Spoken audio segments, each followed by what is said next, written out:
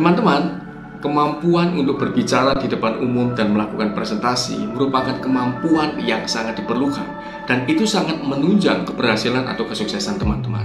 Baik teman-teman masih menjadi mahasiswa, ataupun teman-teman sudah bekerja, ataupun teman-teman sudah membangun bisnis sendiri. Kemampuan presentasi adalah sebuah kemampuan yang tidak dapat dilepaskan dari kegiatan sehari-hari kita. Namun apa jadinya kalau kita itu mengalami kegugupan saat berbicara di depan orang banyak? Karena ada beberapa orang yang gugup teman-teman ketika berbicara di depan orang banyak. Ini saya alami 15 tahun yang lalu ketika saya mengawali karir sebagai seorang trainer. Nah, biasanya ciri-ciri kita gugup ketika berbicara di depan umum adalah keluar keringat dingin, muka pucat, bicara terbata-bata, atau suara jadi pelan, dan yang lebih lucunya lagi, kita hilang konsentrasi, lalu kita bahkan lupa dengan apa yang ingin kita sampaikan. Pernahkah teman-teman mengalami hal ini? Padahal sudah mempersiapkan materi dengan baik, namun ketika diperhadapkan dengan audiens, waduh, badan gemetaran teman-teman, sehingga kita tidak mencapai tujuan yang kita harapkan. Nah, bagaimana caranya kita mengatasi kegugupan untuk berbicara di depan orang banyak ataupun untuk melakukan presentasi? Saya akan membagikan tipsnya, ada 9 cara. Saya akan membagikannya dari awal sampai akhir video ini. Oleh karena itu teman-teman, silakan teman-teman tonton video ini dari awal sampai akhir. Saya akan membongkarnya dan tentunya akan sangat membantu teman-teman. Nah, bagi teman-teman yang baru pertama kali menonton channel saya ini, silakan like, subscribe, dan tekan tombol lonceng notifikasi, sehingga kalau saya membagikan video-video terbaru, teman-teman menjadi orang pertama yang mengetahuinya.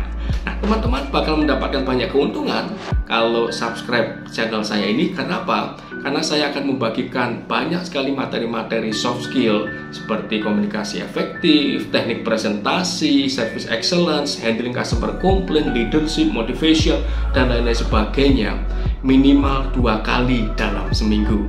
Malah kadang-kadang saya bisa lebih. Jadi teman-teman, ayo silakan subscribe dulu.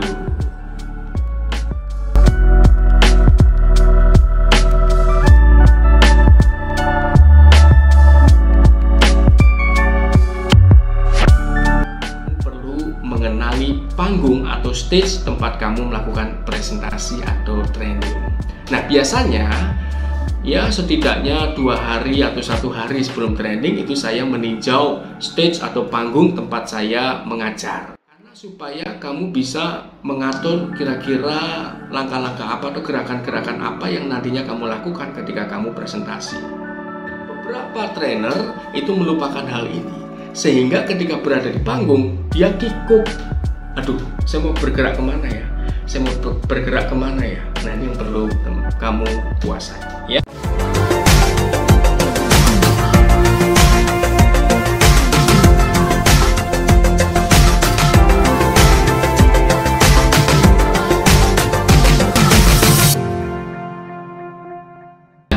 Nah, lalu berikutnya, ketika kamu sudah melakukan presentasi, audiens sudah berkumpul dan kamu sudah di depan audiens, yang perlu kamu lakukan apa?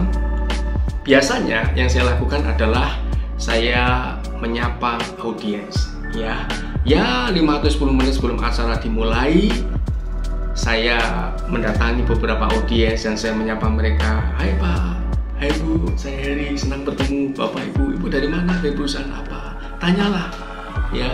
Lalu setelah ke depan, boleh agak ke tengah sedikit, ke belakang sedikit, ya, tidak perlu banyak-banyak. 3-4 orang lah yang perlu kamu datangi dan ajak ngobrol. Dengan cara kamu ajak ngobrol, maka satu, kamu merasa rileks. Karena apa? Kamu merasa sudah berkenalan dengan perwakilan dari audiens, ya, dan kamu sudah, ibaratnya itu sudah pemanasan dengan berbicara dan bersentuhan dengan mereka. Lalu yang kedua, audiens pun juga merasa nyaman, sudah mengenal. Dan yang ketiga, mengapa kamu perlu melakukan hal ini? Karena supaya terjadi bonding antara kamu dan audiens, sehingga suasana cair dan kamu merasa rileks. Itu mengurangi kegugupan. Lalu berikutnya yang perlu kamu lakukan sepanjang kamu presentasi adalah jangan berbicara sendiri dan jangan terpaku pada PowerPoint atau pada slide. tetapi fokuslah pada audiens. Lakukan eye contact. Misalkan audiens kamu ada 3 baris, bagi tatapan mata kita kepada audiens, ke sebelah kiri, sebelah kanan, sebelah kanannya lagi. Lakukan eye contact, lakukan koneksi, ya. Lalu kamu bisa melemparkan senyuman, berbicara sambil senyum, sambil memperhatikan mereka. Arahkan tatapan mata kita dan perhatian kita pada mereka, maka kamu akan merasa rileks. Ingat, pastikan kamu merasa bagian dari mereka. Pastikan bahwa yuk ini kita belajar bersama-sama, maka kamu akan merasa lebih rileks, ya. Berikutnya adalah yang ke-8, yaitu kamu perlu melakukan deep breathing. Kalau kamu mulai merasa gugup, biasanya ciri-cirinya adalah merasa sesak atau kadang-kadang detak jantung itu begitu cepat, dan berikutnya nafas kamu pasti akan tersengal-sengal. Nah, kalau itu yang terjadi, maka yang perlu kamu lakukan adalah coba tenangkan dirimu dengan cara melakukan deep breathing.